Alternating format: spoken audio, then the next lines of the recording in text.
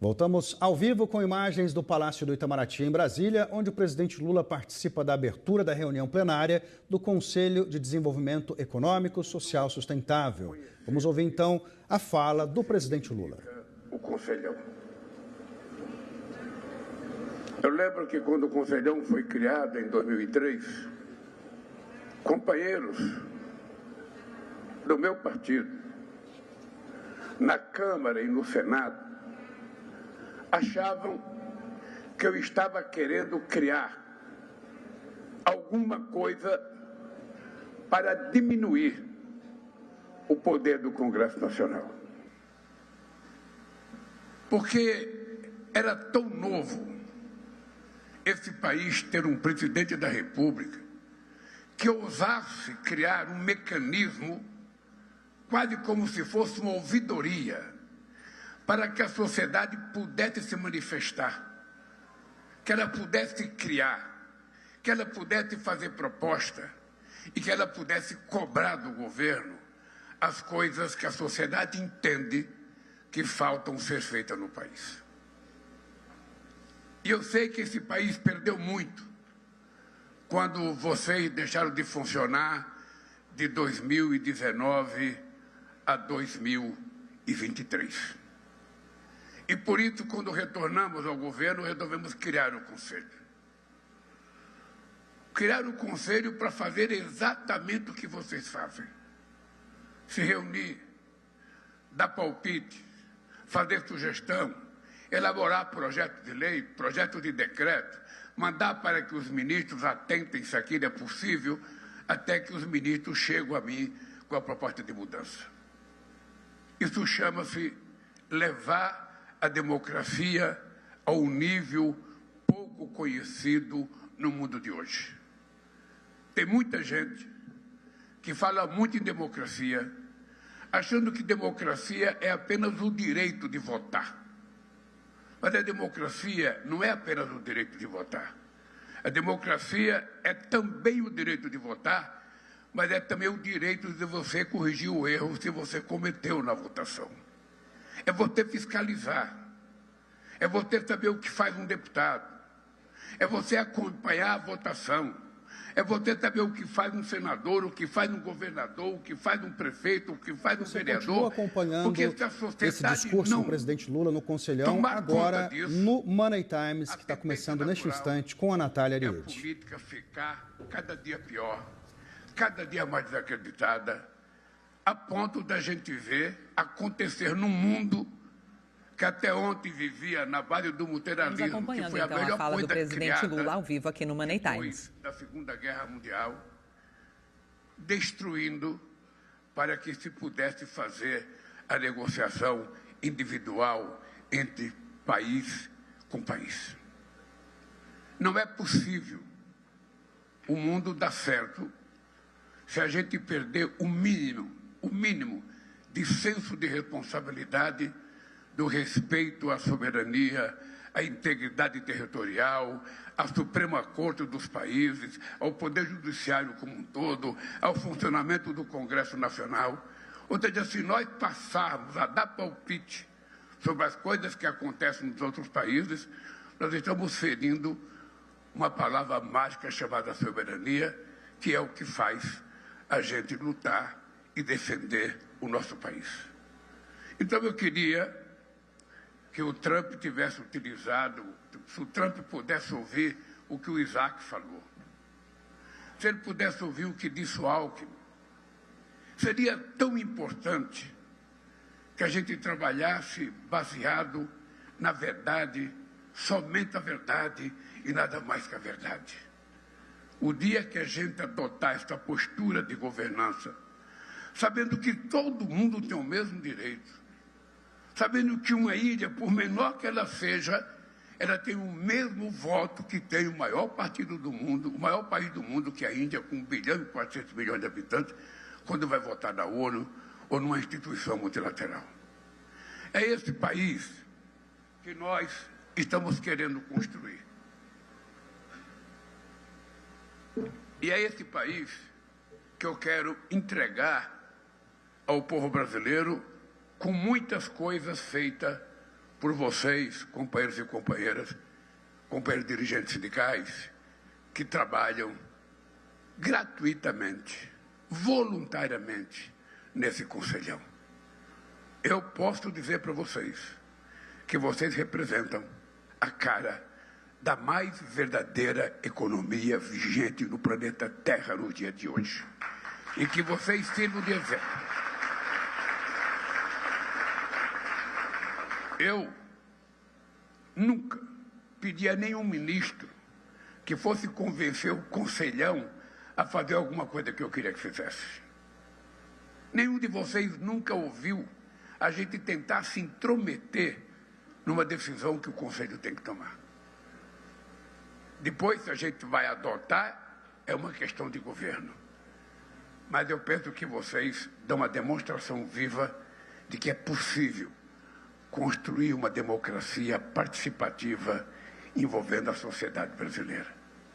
Por isso, muito obrigado ao conselhão e muito obrigado pela lição que vocês estão a tão combalida democracia existente no planeta Terra. Que bom que vocês existem. Eu espero que o Stuca, ao invés de ver fotografia só de quem está ali, tire uma fotografia de lá para cá para pegar o conselhão e a gente poder mostrar para os outros a existência do conselhão. Eu quero agradecer os nossos queridos governadores, Jerônimo Rodrigues da Bahia, o Carlos Brandão do Maranhão, nossa querida companheira Raquel Lira de Pernambuco, Rafael Fontela do Piauí, Fátima Bezerra do Rio Grande do Norte, Ronaldo Lessa, o governador em exercício de Alagoas. Quero cumprimentar os nossos queridos senadores, Beto Faro e Elisiane Gama. Quero cumprimentar os deputados estaduais. Quero cumprimentar a minha querida companheira Janja, meu querido companheiro Alckmin, e cumprimentar todos os ministros aqui da mesa e os companheiros que estão aí. Eu peço permissão para não citar o nome de vocês, porque senão, ao terminar o conselhão, eu tenho que fazer uma reunião de ministros, porque está todos aqui e eu estou precisando fazer uma reunião com vocês. Eu acho que hoje é um dia de dar boas notícias.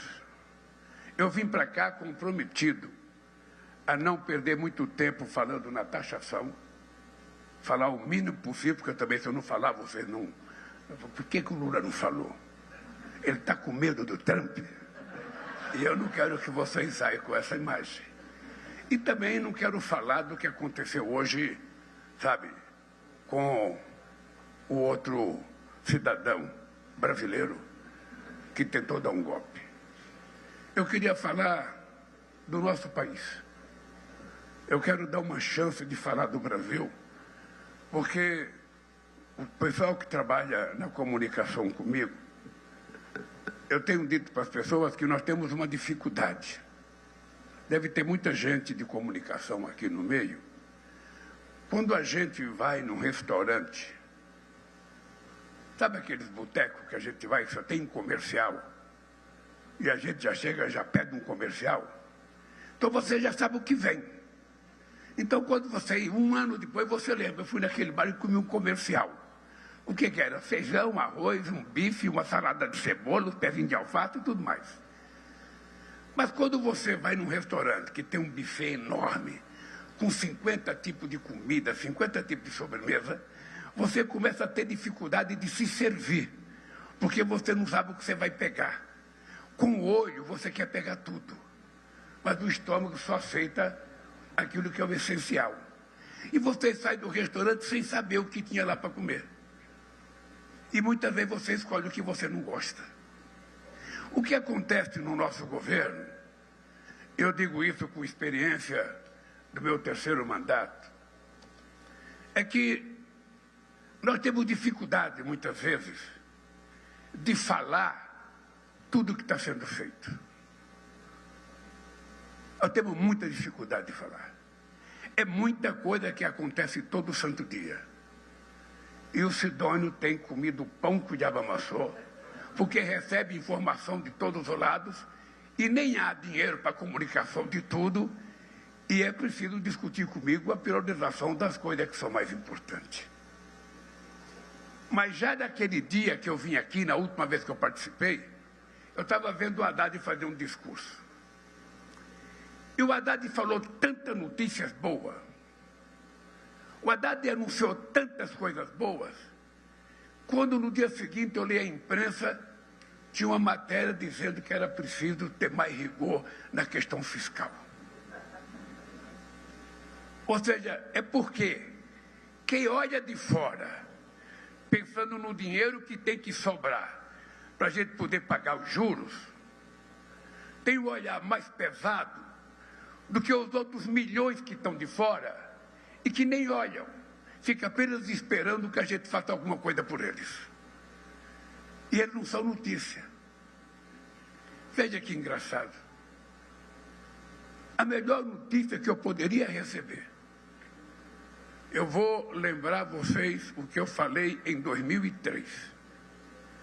Em 2003 eu disse, se ao terminar o meu governo, cada brasileiro ou brasileira estiver tomando café de manhã, almoçando e jantando, eu já terei cumprido a missão da minha vida.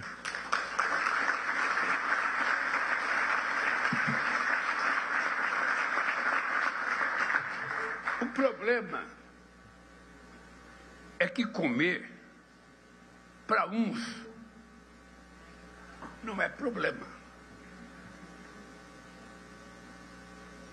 Mas para muitos é um dilema. E eu dizia, desde que eu cheguei na presidência, que só sabe o que é a fome quem já passou fome. Se você nunca passou, você pode pensar que sabe. Você não sabe. Então eu pensei de fazer dessa semana uma verdadeira festa. Quando o Hélio estava em Addis Abeba e o secretário-geral da ONU, o diretor-geral, comunicou que outra vez o Brasil estava arriscado do mapa da fome da ONU. 29 milhões e meio de pessoas voltar a comer decentemente nesse país. Não é pouca coisa. É um trabalho insano que envolve todo o governo, que envolve muita gente da sociedade civil, que envolve muita gente na área rural, na área urbana, muitas pessoas dedicadas à questão de nutrição, muitas pessoas preocupadas com a primeira infância, muitas pessoas preocupadas com a quantidade de mães solo que nós temos nesse país. E eu pensei que a gente ia fazer uma festa. E em função da taxação, a gente não fez festa. Mal e porcamente saiu um comunicado que o Brasil está do mapa da fome.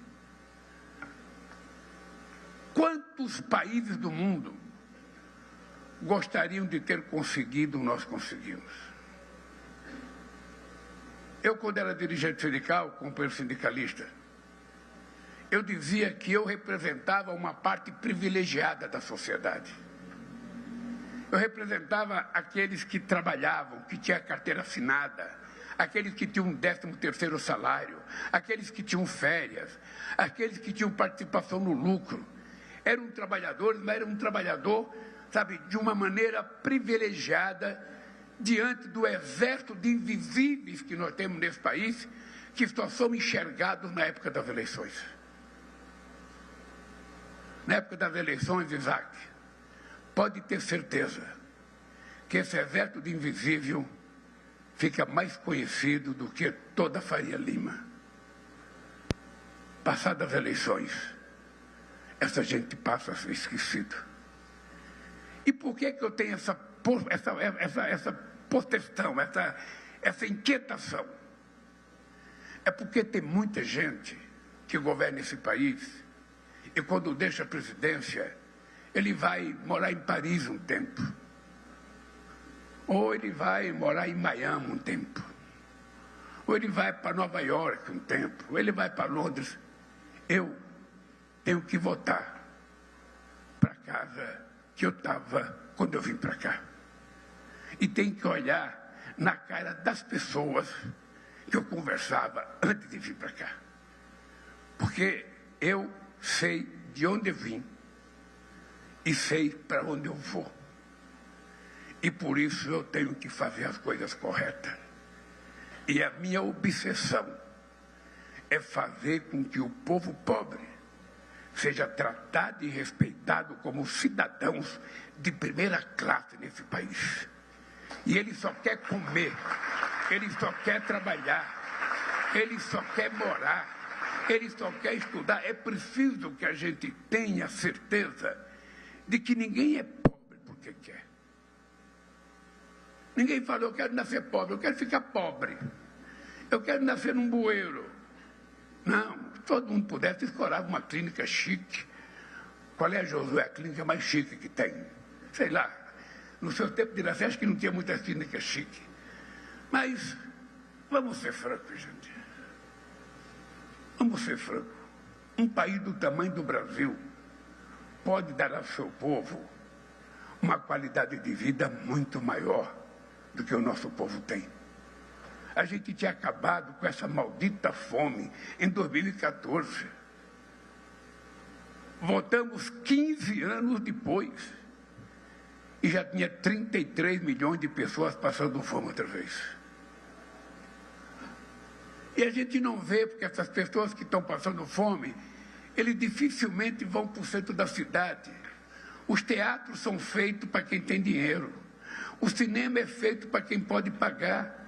Ou tem tantas pessoas que eu chamo de invisíveis, eles não têm, sabe, ele tem que pegar 2 horas de ônibus para ir num teatro em São Paulo, ele não vai.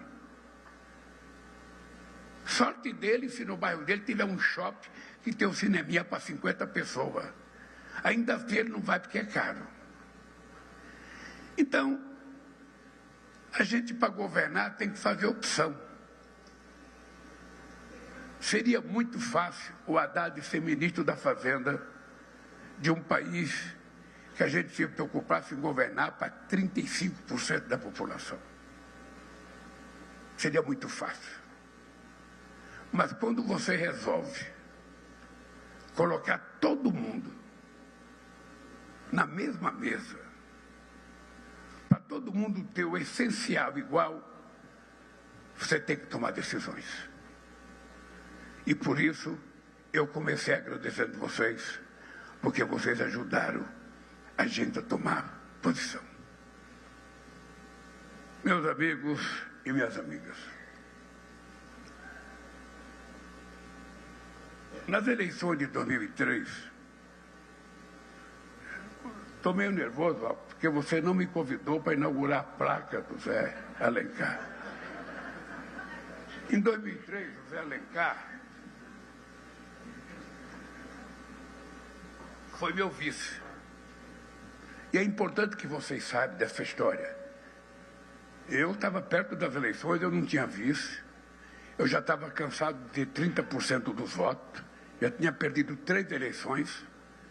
E eu falei, não, eu preciso arrumar 20%. Esse 20% não está na esquerda. Esse 20% está do outro lado. Está do outro lado. Tem aí um centro-direita, centro-esquerda, ou seja, que está ali. E eu fui ver o discurso do Zé Alencar na festa de 50 anos de vida empresarial do Zé Alencar. Eu te confesso, José, que eu não queria ir. Eu já ficava hospedado no hotel Wembley, que era um hotelzinho do teu pai. Hotelzinho 3 estrelas, tratamento 5 estrelas, sabe? Eu ficava lá e o Zé Dirceu me convenceu. Você tem que ir, cara, você tem que conhecer o Zé Alencar. Ele é do PMDB. É bom você ouvir ele. E o Zé Alencar estava disputando a presidência do Senado, você está lembrado? Ele só teve o voto dele. Mas eu fui na festa do Zé Alencar e ele fez um discurso. Ele contou a vida dele.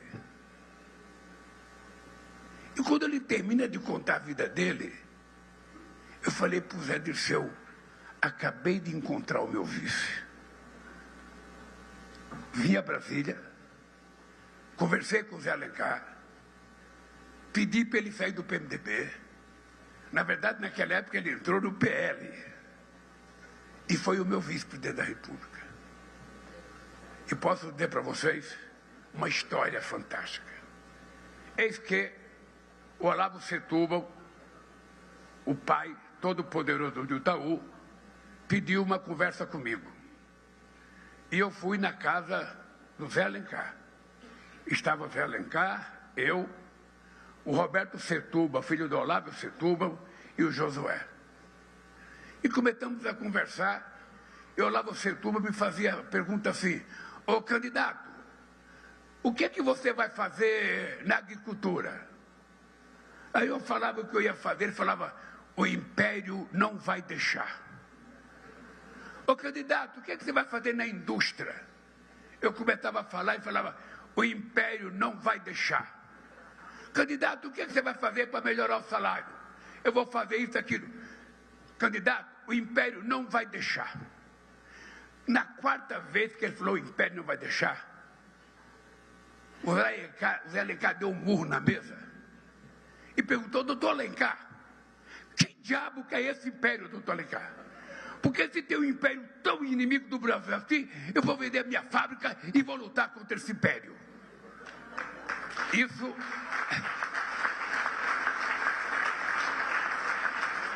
é uma coisa que marcou a minha vida, porque o Zé Alencar era possivelmente...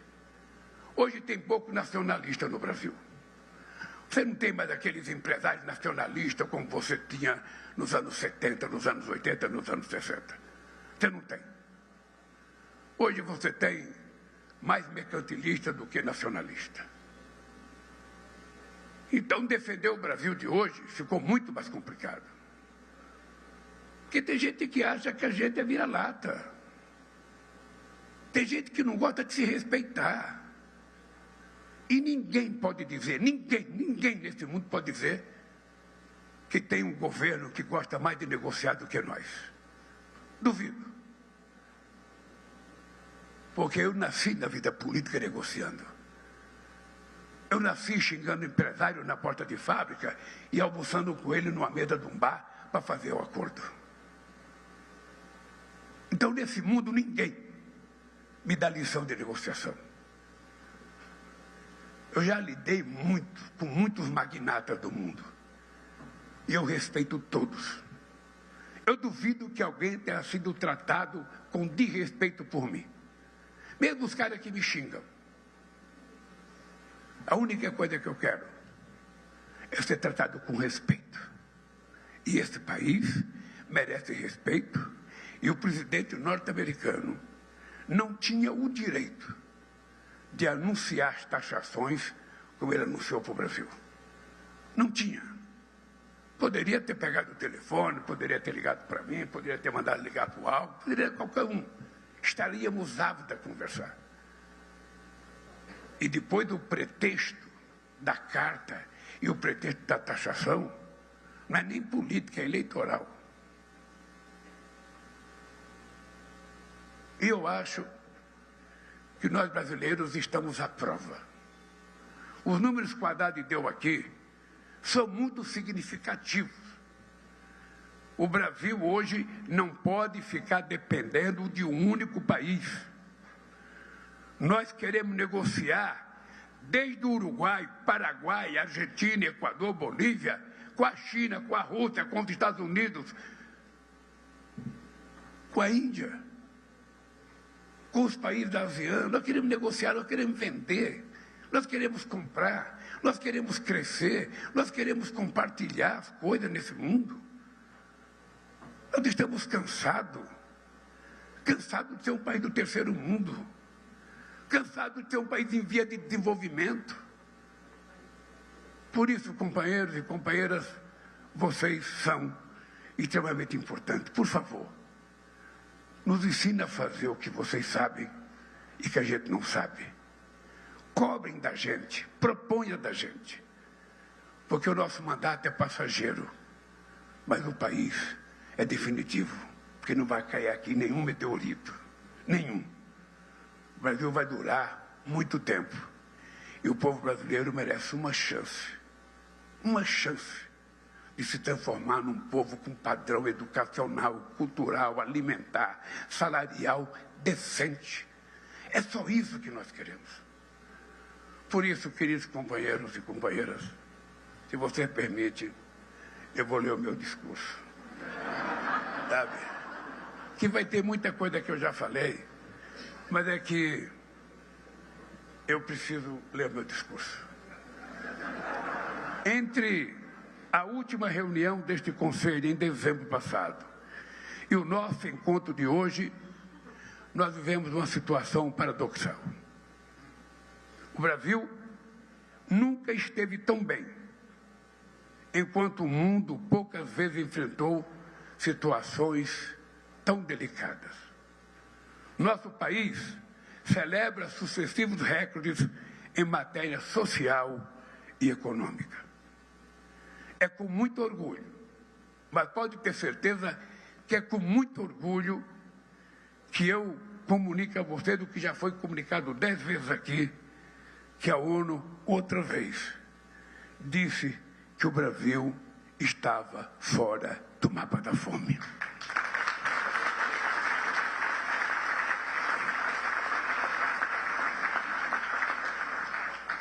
Posso dizer para vocês, nada me deixaria mais alegre, nada, do que esta notícia. Porque eu sou um cidadão que vim comer pão pela primeira vez com 7 anos de idade em São Paulo. Até então, quem é nordestino sabe o que é o café do pobre. O café do rico tem carne de sol, tem cará, tem inhame, tem macaxeira, tem um monte de coisa. O do pobre, às vezes, é uma cuia de farinha com café preto, se tiver café preto. E nós, graças a Deus, conseguimos acabar com isso. Daí porque a minha alegria de saber que no dia de hoje tem menos gente passando privações. E você, Wellington, tem a obrigação de saber que ainda tem gente que não foi cadastrado, que a culpa nem é sua. Nós temos que cadastrar, é o prefeito que cadastra, é a cidade que cadastra, mas nós temos que fiscalizar. Porque nós só vamos para o céu o dia que não tiver nenhuma criança, nenhuma mesmo, passando fome por falta de comida. Porque no Brasil não há nenhuma razão. A gente produz comida para todo mundo, a gente tem programa social. Se as pessoas não estão alcançando ainda, é porque tem alguma falha nossa, de que não chegamos nessa gente. Então essa gente nós temos que procurar. Pode comprar lupa.